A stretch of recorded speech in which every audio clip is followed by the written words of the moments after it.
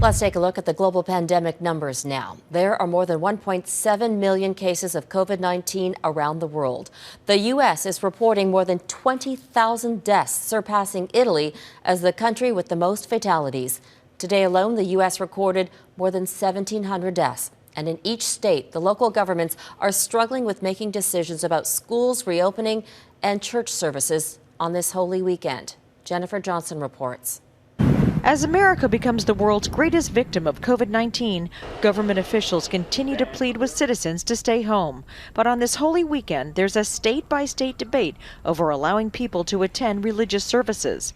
At least 8 states are allowing people to congregate Easter Sunday, including Florida, whose governor continues to preach social distancing. And we said, stay away from crowds, stay home as much as you can, be careful out there. In other states, church parking lots will be patrolled and license plates recorded to enforce 14-day quarantines.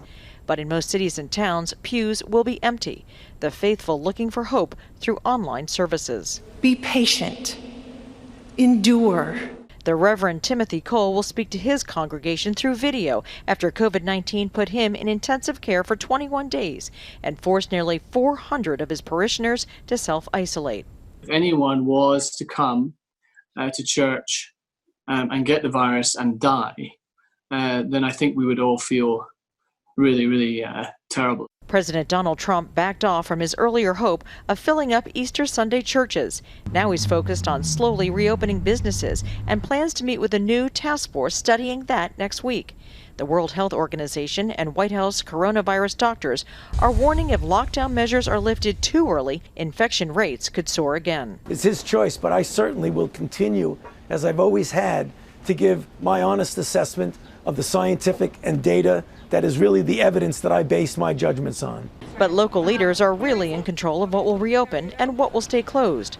New York City's mayor has decided to suspend the rest of the school year in America's largest district. It's literally a painful decision to close our schools because we feared at that moment that we would not be able to bring them back. Schools are expected to reopen in September. Lawmakers and educators have learned their lesson on just how dangerous COVID-19 can be.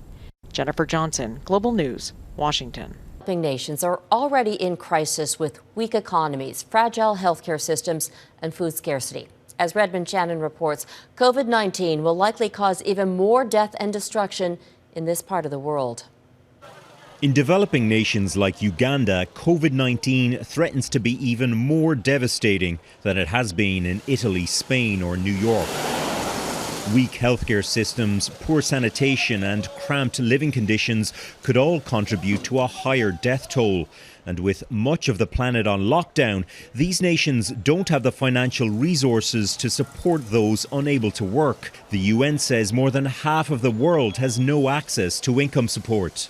We have no food, we have no money. I think everybody has to pray. I'd rather die from disease than from hunger, says this man in India's capital, New Delhi, articulating the brutal choice that so many are facing.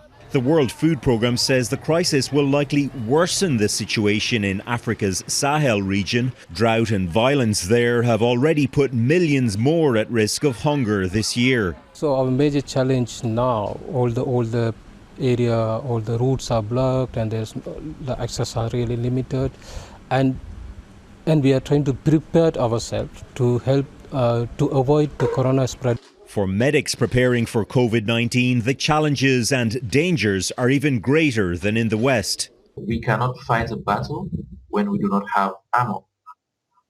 We need to protect ourselves. Dr. Mamadou Balde works in an infectious disease unit in Sierra Leone. He says even in normal circumstances, basic equipment is in short supply. The country has just a handful of ventilators. However, Sierra Leone does have the advantage of lessons learned from the 2014 Ebola outbreak. So it put us in a position where communication is easy. Ebola and COVID are quite different, but as long as you say there's an outbreak of a particular disease and you have to involve certain measures, people are already prepared. But many developing countries do not have that traumatic memory. And as the virus takes hold, the only warnings they have are the grim stories currently unfolding in the West.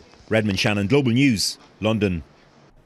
As we keep you informed on COVID-19, Donna Friesen will be hosting a special program on Sunday evenings.